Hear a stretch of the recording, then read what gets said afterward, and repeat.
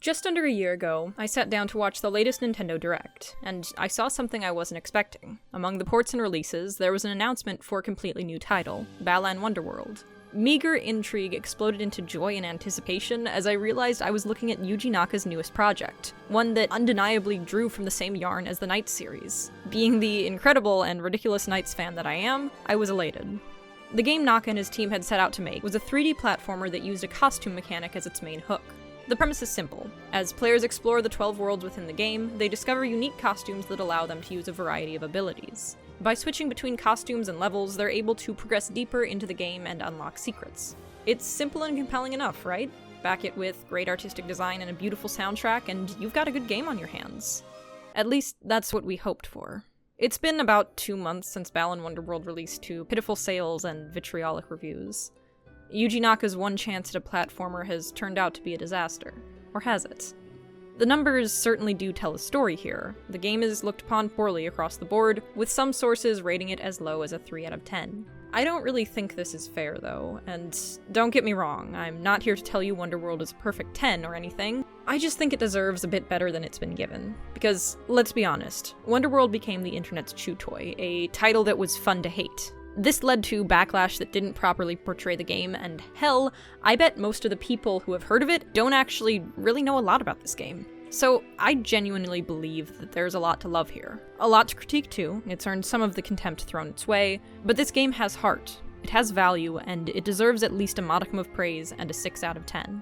That's right, the hill I have chosen to die on is passionately defending a 6 out of 10. I'm going to tell you why you should like this game. I'm going to critique it too thoroughly, that's only fair, but I will convince you to like something about this game. Anything about it at all. So where to start? Let's talk about the good. If there's one place where Wonderworld excels, it's atmosphere. Each world in the game is tied to an individual and an experience, manifesting personality and passion into entire landscapes for you to explore. Though the feel of each can vary, there's a universal sense of whimsy and adventure pumped into every locale. Take, for instance, the stage of a birdwatcher, which has you navigating tree houses and branches, donning bird and chameleon costumes as you explore, while pan flutes toot merrily in the background. Every level sticks to this idea, creating a small, insular world that feels like it fits together. Character design plays a huge role in helping everything mesh, and it's one of the strongest aspects of Wonderworld, which is to be expected considering Yuji Naka and Naoto Oshima, the respective director and artist behind classic Sonic games and the Knights series, teamed up once again to work on Wonderworld. Balan and Lance are of course the big standout characters, Balan alone being an incredible and interesting designs that sold me on the game from day one due to the clear inspiration he took from Knights, my beloved. But there's a lot more to this game than a few poster children. Every stage has a human character at its heart. The 12 people you meet throughout the game all have striking designs, each one unique and dynamic, with barely a feature repeated throughout. The cartoonish stylization of the game shines and makes for a variety of designs rarely seen in even the modern market. My personal favorite is the clock tower kid with her swirly green hair, but really all the designs are enjoyable. 12 humans though, that's nothing. Wonderworld goes even further. Every single costume in the game has an associated character, all of which are charming. 12 of these costumes are even meant to represent the human characters, serving as fantastical parallels to be found in their respective world. Despite being little more than set dressing, care was taken with every single one. None of them are phoned in, leading to a gigantic cast of appealing figures. With the costume mechanic being so vital to the game as a whole, this is exactly what needed to happen, and Oshima's work really delivered. The aesthetic experience of this game doesn't end with the visuals, though. The entire atmosphere is pleasant, shifting from cheerful to whimsical to heart-pounding at the drop of a hat. Aiding the lovely visuals is a score that was fine-tuned to match the story and setting. Wonderworld's music was composed primarily by Ryo Yamazaki, who is best known for his extensive work on the Final Fantasy franchise. Yamazaki and his team were tasked with creating unique tracks for every stage throughout the game that would emphasize the character and theme at their core. He was also asked to follow an overarching, mysterious musical theater feel. This would lead to a process wherein Yamazaki's team drew from the concept art, characters, and story of each stage to create a fitting score. In some cases, after the fully designed level was available, the team would go back and fine-tune their tracks to fit. The end result is a theme that perfectly matches the energy and story of each stage. These tracks are then remixed into the theme of the boss stage, granting fantastic congruity and power to the sets. I'm not at all well versed in the technical aspects of music and composition, but suffice to say, it's good. The music of Balan Wonderworld is consistently excellent, and it's really hard to pick a standout track among so many 10 out of 10s, but try taking a listen to this part of Windmill, the theme for Stage 4.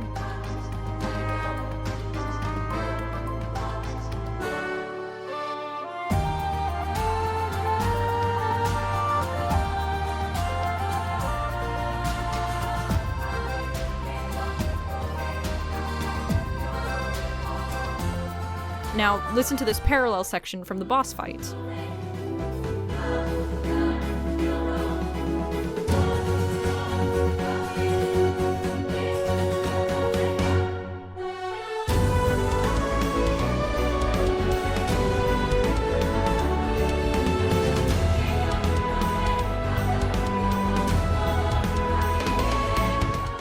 In scientific terms, this rocks. The music outside individual stages was given similar attention. The game's neutral tracks do not slouch. The Nagati enemies are only given a single battle theme, and yeah, over time it can get a little boring, but the song is never bad, and its initial strength of composition makes it enjoyable for a long time. Balin's bout is punchy and fun, and the dressing room theme is dear and magical. This game has incredible range, and its soundtrack has already landed in some of my personal favorites of all time. Now, music and visuals only go so far. They're some of the best parts of this game, for sure, but they're not the only good present. The gameplay of Balan Wonderworld is truly a mixed bag. I'm not gonna say it isn't, but we'll get to the bad stuff later. First, let's look at what works in this game, the unique decisions that put some pep into Wonderworld's step. As previously stated, this is a platformer that uses a costume mechanic to let you shift through a wide variety of powers as you explore the 12 worlds or stages of the Wonderworld. Each stage is split into 3 acts, 2 in the main game, and 1 additional act that's unlocked after defeating the final boss. The difficulty of the first 2 acts in a given stage is often low, choosing to push you to explore large, open levels filled with surprises rather than forcing you down one set obstacle course. There still is a main path, a point A to point B trek marked with save points that bring you to the end of a level after a series of trials. This aspect of a given stage is often pretty short, and makes up only maybe a third of each act. Wonderworld would much prefer you stray from the beaten path and explore every nook and cranny, and it rewards you heartily for doing so. Very few platforms are truly unreachable, and invisible walls are next to non-existent. The game is a collectathon at its core, and it wants you to find your own way through each stage. Costumes like the Ice Fairy and Air Unicorn have garnered reputations for being game-breaking, but this isn't a bug, it's a feature. If you want to prance past every puzzle on a level, good, you're playing the game how you want to play it, and that's what matters most here. Of course, there are often correct ways to solve puzzles by using a couple of specific costumes in specific ways, but it's just as common for the collectible Balan statues to be hanging out on weird platforms and edges that don't have defined pathways leading to them. Take this little island from Chapter 2, for example. None of the costumes from this stage can get you to it, but if you return later in the game, you can try out other options. Maybe after a visit to Stage 4 you try jumping from a high vantage point with the soaring sheep, or later on you use the Air Unicorn to skip, hop, and jump over. There's a lot of room for experimentation here, and it gives the game a faint sandbox-like feel. It's not something I've ever seen before in a platformer, though bear in mind this isn't my genre of choice. This is why I say Balan Wonderworld feels more like a puzzle box than a platformer. It isn't concerned with progression as much as it is giving the player a variety of tools and then setting them loose to pick apart the stages. It wants you to double and triple back, returning to previous levels to see what can be achieved with your new tools. This type of play isn't for everyone, and it can be seen as a smidge antithetical to the standard platformer schema, but I think the game deserves a modicum of praise for trying something different. It's actually really rewarding when you go back to a previous stage with a new arsenal of abilities and find myriad hidden pathways and secret rewards. After reaching the end of each stage, you're brought back to the Isle of Tims where the items you collect in-game can be used. This area serves 2 main purposes. It's a hub world that grows to include all 12 stages plus a boss stage at the end of the game, but it's also a Chow Garden-style area. Literal Easter eggs can be brought back and hatched, adding new Tims to the horde that will constantly hound you for the gem-like drops you collect throughout your adventure. Once a Tim has eaten its fill, it hops over to the Tower of Tims, where it tumbles through a mechanism reminiscent of that old Mousetrap game. This causes a ticker to increase, and at various milestones adds new features to the garden. That's the straightforward part. It's very clear that Yuji Naka took inspiration from the Sonic Adventure games here, and it's great to see that he did because the Chao Gardens are perhaps one of the most effective strategies I've ever seen for encouraging replayability. That characteristic carries over. After spending some time growing your isle, there's this itch to see what will happen next. What will the next milestone be? But there's more to it than that. Again, much like with the Chao Gardens, there are discrete hidden mechanics at play here. The drops you feed the Tims come in 5 colors: a common yellow, rarer pink, blue, and red, and very rare rainbow. The first 4 are scattered throughout levels, showing you where to go and rewarding progression or exploration. It's like coins in Mario, your basic pickup. When you feed these to your Tims, they'll slightly change their fur color, allowing them to perform different actions while following you around a level, like attacking enemies or bringing you items. After eating many rare drops of a certain color, Tims will gain a corresponding badge, up to a maximum of 3 badges. Additionally, after eating enough total drops, Tims will balloon up to a large size and produce a new egg if a second Tim is thrown at them. Voila, more Tims. Rainbow drops can be obtained by completing your second run-through of a level, or finding Tim statues hidden in the stages. Rather than being fed to the Tims, these drops can be given to the Tim statue in your isle, slowly filling up 3 stages of a gauge until the statue comes to life as a giant fuzzy beast that asks you to bring them a Tim wearing a crown? And this is where everything comes together. All the odd, unspoken mechanics of the isle contribute to an immensely rewarding secret.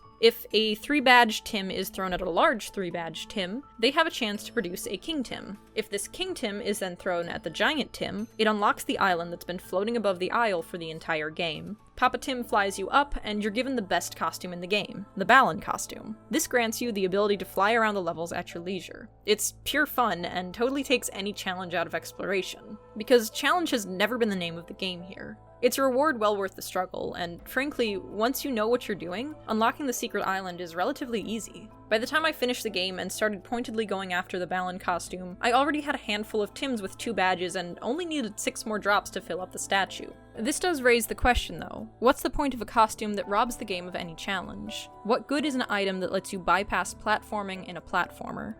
I don't think Wonderworld was ever trying to be a challenging game, for better and worse. After playing through it, I honestly believe that the player's ability to mess around and have fun was put well above challenges. This game isn't terribly concerned with halting your progression until you can master mechanics, or forcing you to bang your head against the wall over puzzles. This can be to its detriment, and it could very well have been a less conscious choice and more a matter of overly simplistic level design. But even with all that taken into account, it's clear that Wonderworld is a game that just wants you to have fun. It provides you with toys and a merry environment, and then it turns you loose. That's not something everyone's gonna like, but I don't think it's a terrible choice to have been made. That said, if you are looking for something more challenging, Wonderworld still has an answer. Most of the early worlds are a breeze, and though difficulty can spike a bit in the last 3, clearing the main campaign of the game is very manageable. Once you've collected enough trophies, unlocked the final showdown with Lance, and destroyed him with the power of friendship, you unlock Act 3. This adds a new level to every stage, effectively increasing the size of the game by 1/3, and offering a slightly different experience. The 3rd act levels are the puzzle box aspect turned up to 11. Any direction you look has a puzzle leading to a rainbow Balin statue. Rather than requiring the skills of a single costume, these puzzle paths often require the use of 2 or 3 costumes in conjunction. They're bonus rounds that ask you to carefully consider your options and then test your skills with the abilities you've earned so far. Nothing is stopping you from, say, flying around in the Balin costume to pick up these trophies, but after grabbing 1 or 2, you'll probably find that it would be much more fun to pick apart the problems properly. Because the rainbow statues don't unlock stages like the golden ones, there's no rush. This is a game mode purely to test your gumption, and it's really great, kind of like the game finally reaching its hidden potential. It's a shame that potential isn't hit earlier though, and missed potential really is the name of the game when it comes to Wonderworld. I can't make a video praising this game without critiquing it as well, because, let's be honest, there's a lot to critique. Before that though, I want to talk about something else, something that lies in the interim between the good and the bad.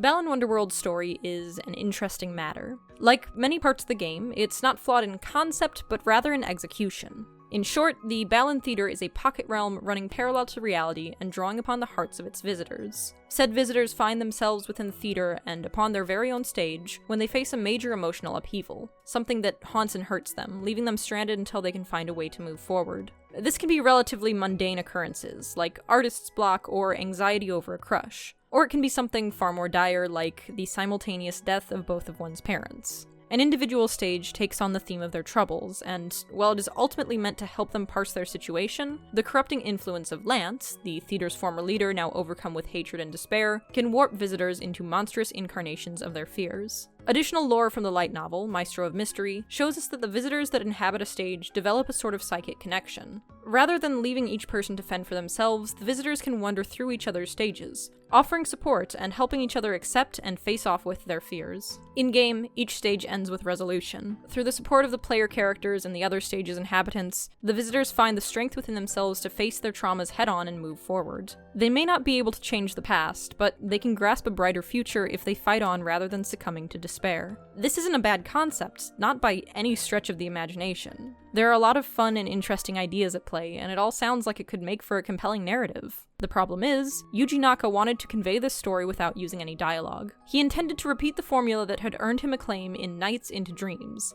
a psychological adventure where characters explore manifestations of their hang-ups. At the time, this was new and novel, and the lack of dialogue that left the storytelling to environmental cues and interpretation impressed many. Balan Wonderworld wants to do the exact same thing. It's a true spiritual successor to the Knights franchise. But this isn't 1996. The landscape of gaming has changed immensely. Storytelling in video games has evolved and expanded exponentially. Yuji Naka wanted to tell a complex story, but he shot Wonderworld in the foot when he opted to leave the narrative cryptic and unexplained in the base game. Yes, there's a good amount you can gather from a playthrough alone, but it's just not enough. Many people find themselves confused and at a loss for what's going on at the end of their playthrough. And speaking of playthroughs, that's the most contentious part of this game. The most glaring issue with Balan Wonderworld is the gameplay itself. I've tried to make a case for the unique and interesting features, but it's undeniable that the core gameplay is mediocre. Level design is consistently lacking, leading to an experience that kind of just feels like going from point A to point B. The challenge is so low that you can never really get into a flow state. When you play this game, you just sort of exist. The stage is just there. The main path through each act feels like a lot of open space with a few hazards and costume-specific portions. It's just not exciting. The costumes you collect throughout the game add a bit of vibrance and variety, but many of them have limited uses or are functionally the same as other costumes. For example, the Pumpkin Puncher and Paladin Puncher do the exact same thing, and they're far from alone. Many costumes have the same or similar functions. While this isn't a game-breaking experience or anything, it kind of just makes you wonder, what's the point? When your game's core conceit is over 80 unique powers, you can't cut corners like this and expect people not to gripe. You could argue that double costumes allow similar hazards to show up in various stages, but this game thrives on backtracking. You're supposed to take new costumes back to old levels to discover new secrets, so why double up? On top of that, backtracking isn't exactly a popular pastime, and Wonderworld demands a lot of it. The closest thing you can compare this game to is Donkey Kong 64, a title that wasn't much appreciated in its time either. Why bring back this formula decades later and expect different results? I respect what Yuji Naka was going for, but this game needs to be more than a collectathon to be compelling. There are some standout levels where the game shines and the mechanics are well utilized. Stage 4, Act 2, for example, is inspired, plays well, and ends with you jumping onto the back of a whale that's been flying around the stage. But levels like these, polished levels, are an unfortunate minority. When you get right down to it, Balan Wonderworld is a game that feels outdated. Platformers have been a genre in decline for years. Sure, Mario's able to stay afloat, but that's in no small part due to insane brand legacy, and the rest can kind of be attributed to the franchise constantly reinventing the wheel and adding new mechanics. Mario games also have the resources to fine-tune controls and make platforming feel just right, something that really makes or breaks a game. Balan Wonderworld is a new franchise made by a new sub-company that doesn't have a great background in platformers. It's a game that wants to be Mario Odyssey, but was woefully ill-equipped to chew what it bit off.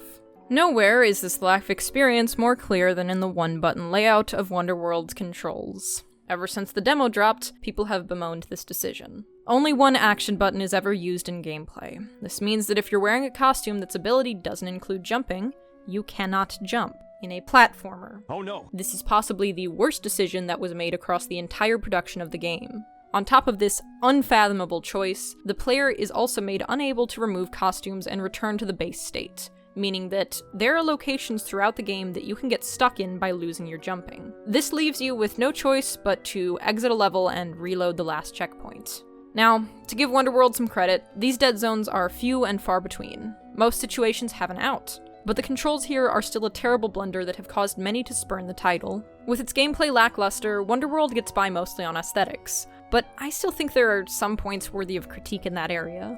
The character design is fantastic, as are the cutscenes we meet them in, but the worlds meant to represent them often fail to live up to their full potential. Stage 6, which in the novel is described as having benches covered in knitting and lamps adorned with bows of all colors, ends up as a bland, blocky city in-game. The theme they wanted was plushies and clockwork, and while both are here, neither is present in full force.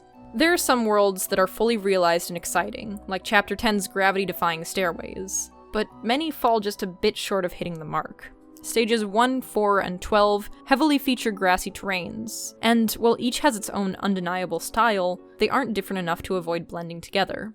Stage 1 is just a farm. Yeah, there's some big corn, but other than that, it's just a field and crops. You gotta go all out with this stuff. I want to be sliding down bean sprouts and jumping around on gourds. There's potential everywhere with these ideas, but Wonderworld just failed to grasp it on so many fronts. And so, we're kind of forced to ask, how did this happen?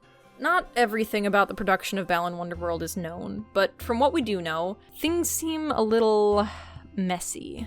When Yuji Naka first joined up with Square Enix in 2018, he was interested in the mobile games market. The publisher would push him to make an action game instead, leading to the conception of Wonderworld. Naka has recounted that he wanted to blend many game styles and appeal to the widest possible audience. It's easy to see in hindsight how all these ideas ended up drawing the game thin and resulting in a lackluster final product. The production period for Wonderworld was also far shorter than the average for games of its scope.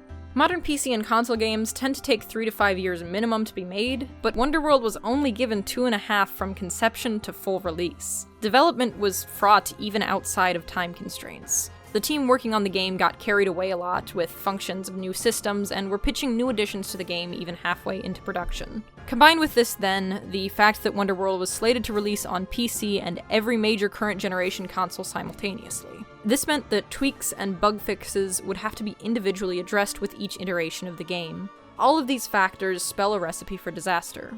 Even though Wonderworld clearly suffered from a chaotic production, the final product is a fully functional game with very few bugs. And frankly, that is really incredible. There's not one factor that destroyed this game. Rather, it's a tangled mess of time constraints, resource scarcity, and plain overzealousness. There's not a lot to be said about a game if you just plain don't enjoy it, but I think it's at least worth acknowledging that Wonderworld kind of had the universe against it. It's hard not to look at this game and wonder what might have been if it had been given at least a year more in the oven. Balan Wonderworld is a lot like Knight's Journey of Dreams, including that it's a bittersweet final product that has a lot of potential, but fails to deliver a fully satisfying experience. As much as I love Yuji Naka, and as much as I wanted this game to be a springboard for him and his team's future endeavors, it ultimately ends in mediocrity. So, where does that leave us? I find myself going back and rewatching the first announcement trailer, remembering how excited I was to learn more and play this game. Comments are full of people like me, people who saw promise in Wonderworld, who are excited for its release, and many of whom recognize its links to the Night series. They were overjoyed that this meant Yuji Naka might make a comeback. I was too. The game we ended up getting is far from perfect. That much is devastatingly clear, right? But it's not without value. In the process of writing this script, I went back to replay a lot of levels and clear out more of the post-game content. And you know what? I had fun. It was never a chore, and there was always something new to discover or an old challenge to now overcome. I streamed my play sessions to friends, and we told each other which costume we thought matched each other's personalities. It was simple, it was silly, but it was a good time. And that's the point. Balan Wonderworld is not a knockout, but it's an okay game. It's a 6 out of 10, and it should have been in the $40 price range for sure. The missed potential is clear, and it's easy to imagine how another year in development would have done it justice. But it's still fun. It's neither buggy nor unfinished, things that are now common in big releases, and it has great designs, lovely music, and a whole lot of heart. I can't tell you to love this game, and I'm not gonna tell you to buy it either. Just don't believe the hate. Yeah, it's fun to pick on a flop, but there's a difference between real criticism and beating something to death with a rock. The nature of internet content is that it will always be more profitable to denounce something as absolute trash or hail it as the pinnacle of perfection. People love outrage, and it's much easier to jump on the bandwagon of performatively tearing something to shreds than it is to say it's average. I just want to add one nice, grounded piece to the pile. I want to shine some light on where this game succeeds while still acknowledging its failures. I want to let people know there's fun to be had here. Had the price tag been lower, I don't think this game would have been so viciously received. But at the end of everything, it is what it is, and all we can do is enjoy the games we like, or simply choose to pass on them. Balan Wonderworld isn't trying to be groundbreaking or push games forward. It simply exists to bring a bit of wonder and joy where it can. Even if it's not perfect, I love Balan Wonderworld, and I hope as time goes on, more people are able to see the value it holds.